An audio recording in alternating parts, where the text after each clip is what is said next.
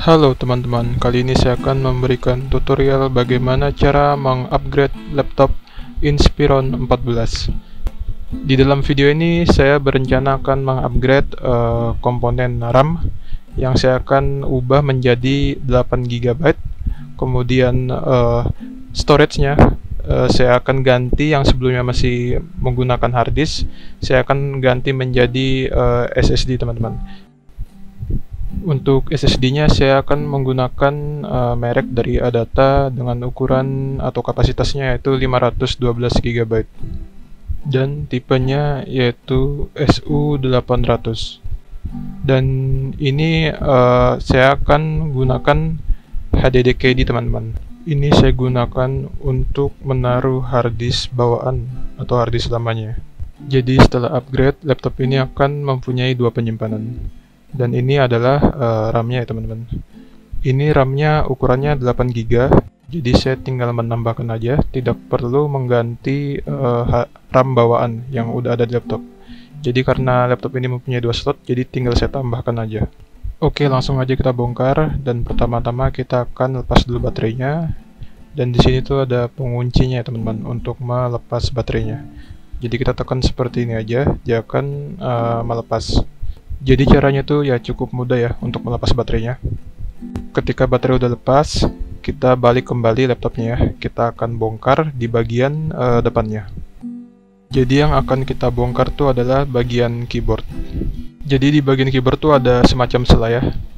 Ada 2, 3, 4, 5. Jadi kita akan gunakan sela itu untuk membuka keyboardnya. Jadi kurang lebihnya seperti ini caranya.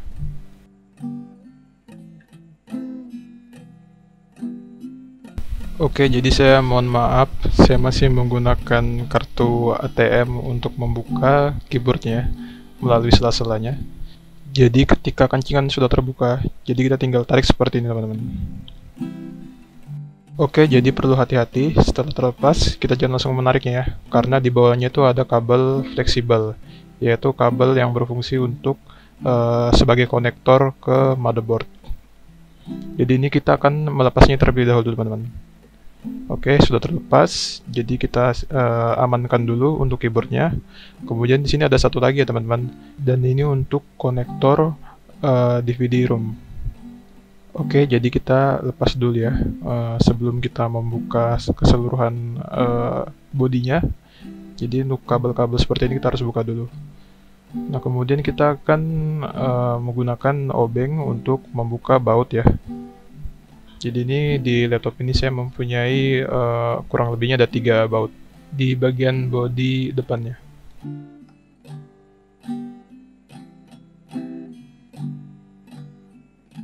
Oke, setelah kita lepas mur di bagian depan, jadi kita langsung balik aja untuk membuka di bagian bodi belakang.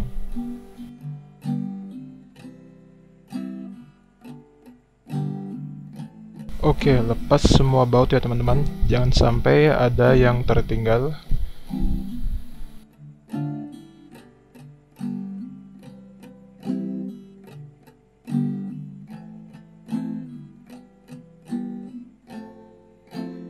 Oke, selanjutnya kita akan membuka DVD room. Jadi kurang lebihnya cara seperti ini teman-teman. Jadi itu ada celah seperti ini, dan kita congkel dorong ke belakang.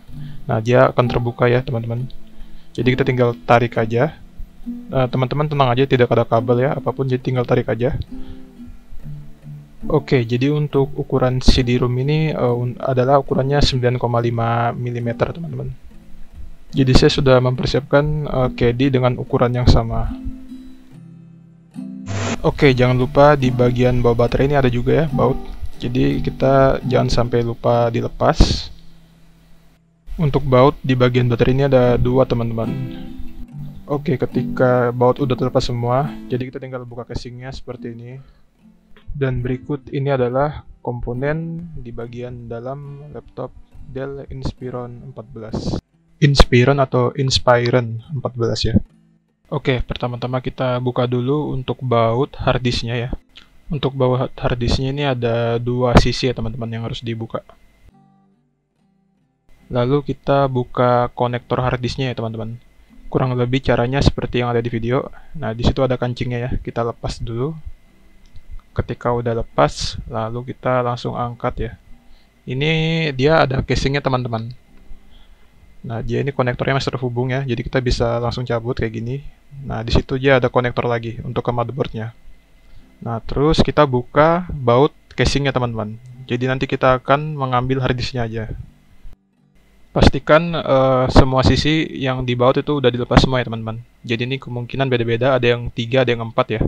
Ketika semua baut sudah dilepas, nah nanti harddisknya bisa kita angkat seperti ini teman-teman.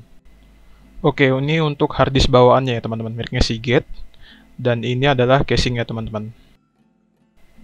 Oke, saatnya kita men-unboxing SSD-nya teman-teman. Oke, jadi ini adalah SSD-nya teman-teman, yaitu mereknya Data, tipenya SO800.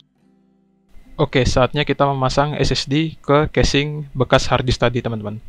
Untuk SSD yang saya beli ini ukurannya sama ya, seperti harddisk tadi, yaitu sebesar 2,5 inci teman-teman. Cuman ini bedanya aja agak tipis sedikit ya. Cuman teman-teman nggak perlu khawatir, ini untuk dimasukkan ke casingnya aja tetap pas teman-teman. Oke, ketika SSD sudah dipasang ke casing ya, dengan posisi yang sesuai, langsung aja kita baut ya teman-teman, ke semua sisi.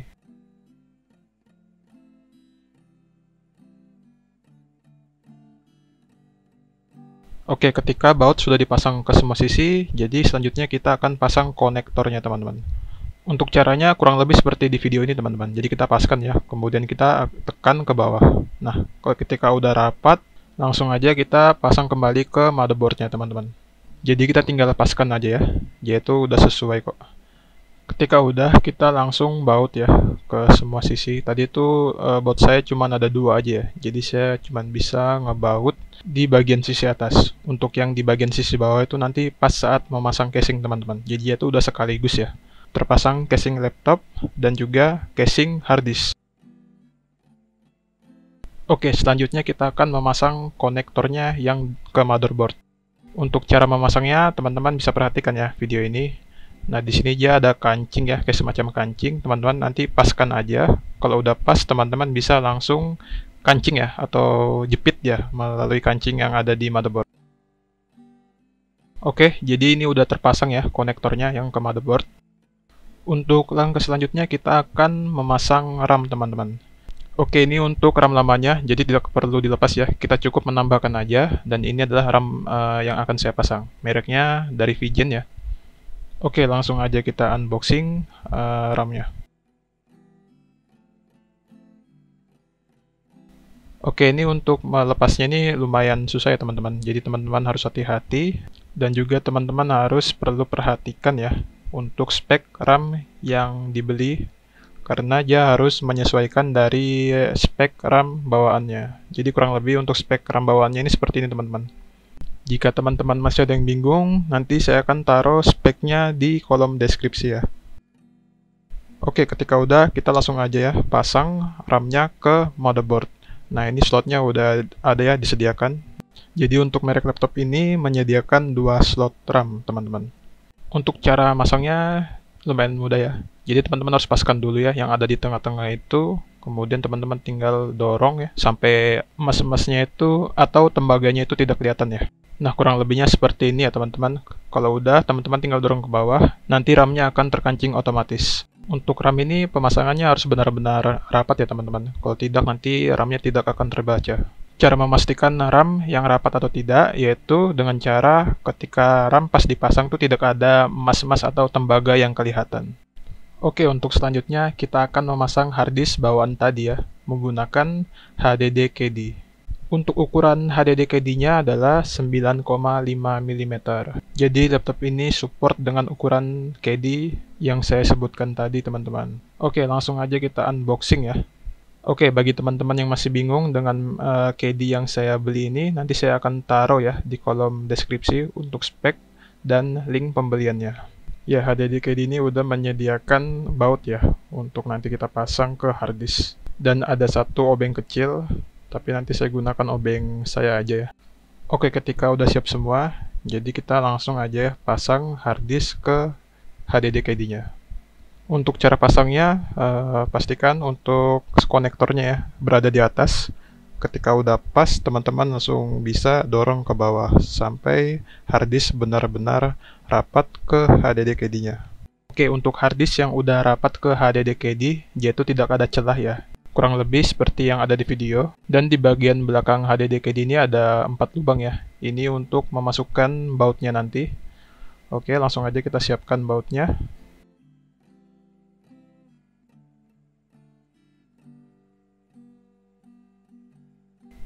Oke, jadi di HDD KD ini ada 4 lubang. Jadi kita harus memasukkan baut ke 4 lubang tersebut ya.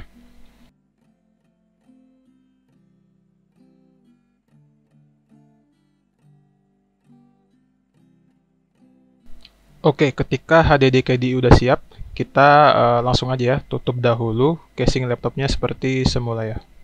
Sebelum menutup casing laptop, kita harus perhatikan dulu ya kabel konektor DVD tadi.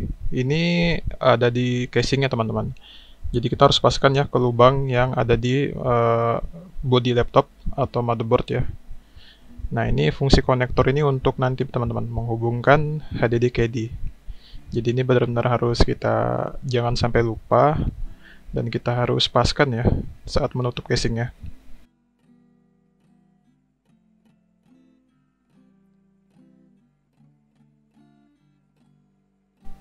Oke, ketika udah pas ya, langsung aja kita rapatkan sampai terkancing teman-teman. Jadi sampai ada bunyi krek ya. Itu menandakan kalau casing udah terkancing ke body laptop.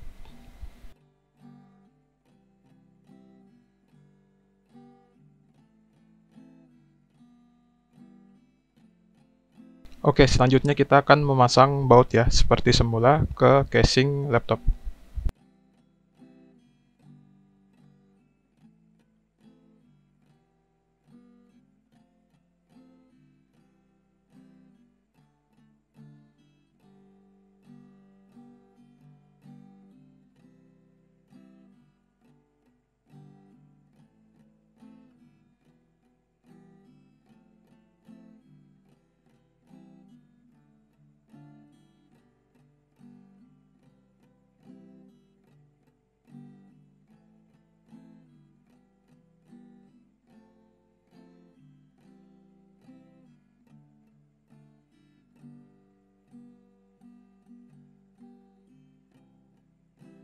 Oke, sisa 2 baut lagi di bagian baterai ya. Di bagian baterai itu ada 2 baut.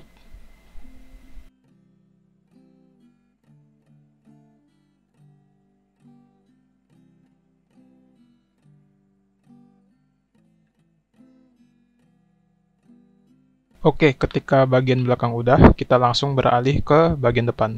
Di bagian depan ini ada juga baut ya teman-teman. Ini jangan sampai lupa ya.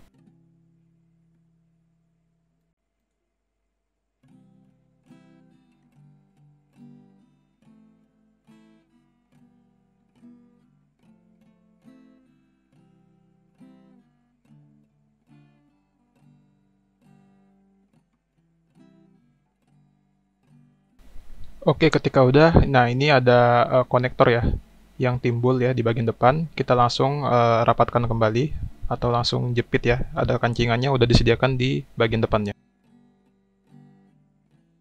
Oke, ketika udah, kita langsung memasang keyboardnya. Hubungkan dahulu konektornya. Di keyboard ini juga ada konektornya. Kita langsung pasang kembali.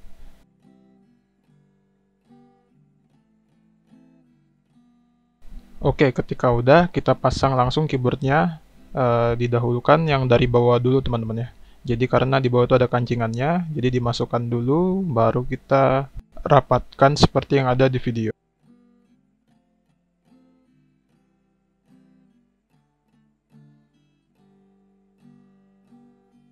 Selanjutnya kita siapkan HDD KD kita tadi yang udah kita pasangkan harddisk ya. Nah, ini kita langsung pasangkan melalui slot DVD tadi ya yang kita lepas. Jadi caranya cukup mudah teman-teman. Tinggal kita paskan ya, pastikan kepalanya tuh duluan yang masuk. Nah, kurang lebihnya seperti yang ada di video. Saya coba ganti posisi dulu ya, Saya coba balik dulu seperti ini. Oke, kalau misalkan HDD-KD itu posisinya udah pas ya, jadi kita tinggal dorong aja. Jadi kalau misalkan udah pas tuh dia lebih mudah didorongnya teman-teman. Untuk HDD-KD sudah terpasang ya teman-teman. Jadi kurang lebih untuk HDD-KD yang udah terpasang rapat tuh seperti ini teman-teman.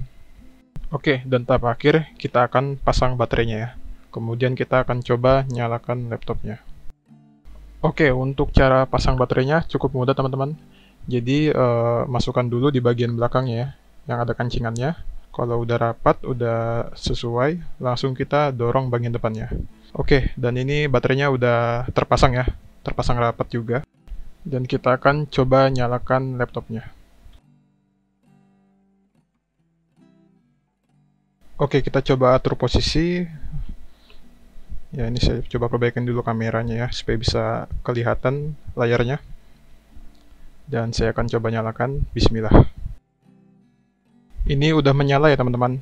Soalnya lampu indikator yang di laptop udah menyala dan tidak tersorot kamera.